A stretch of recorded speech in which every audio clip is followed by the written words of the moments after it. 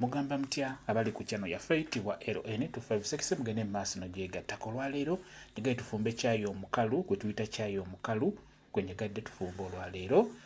Teeka amazzi mu sefuliya aga chai nga bw'olaba. Teeka ku kyoto nze ntadde ku sigiri. Kakati chai tugenda mussaamu ebirungo ebyo eby'enjawulo. Omanyi chai tegaba majaani gokka, oteekeddwa okusaamu ebirungo eby'enjawulo. Kati bw'oteekako amazzi gasaanikire gabeere nga gatokota. Tegeka ebirungo byaffe bye tugenda okuteekako. Ebirungo bye tugenda okuteeka ku chai waffe, tugenda kukozesa entangawuuzi, tukozese omudalasini wamu ne cloves.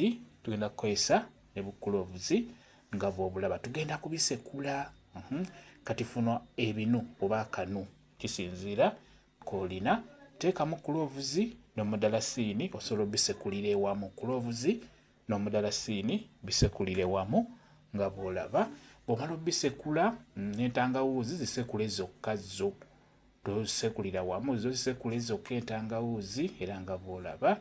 Kati bw'oba omaze obisekula bulungi nga bw'obiraba, tugende ku chai waffe gwe twatadde kuba tugende ku mazzi gaffe gali ge twatadde ku kyoto.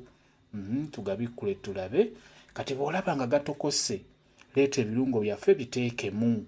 Tutaddemu omudalasini, cloves wamu n'entangawuuzi. Entangawuuzi beera ng'ozipima zibeere ntono.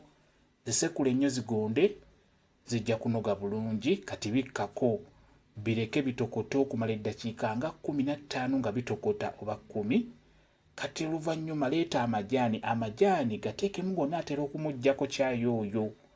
Olaba amajaani gateekeko ng'onaatera okumuggyako. Aba mu chai oyo abatabukako natandika okuwunya ng'eddagala. Amajaani gano gateekeko wano ng'onaatera okumuggyako. Kati bw'aba ayidde nga bwe nkugambye, funa fulasika zo mw'ogenda omuteeka nga bw'olaba bwe ndi mu kikola. Sooka omusengejje nga tonnaba muteeka mu fulasika.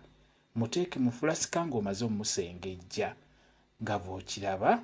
Bw'omala omusengejja teeka mu bikopo owa abantu bo babeere nga banywa, oba muteeke mu fulasika mwe bagenda okumuggya babeere nga banywa.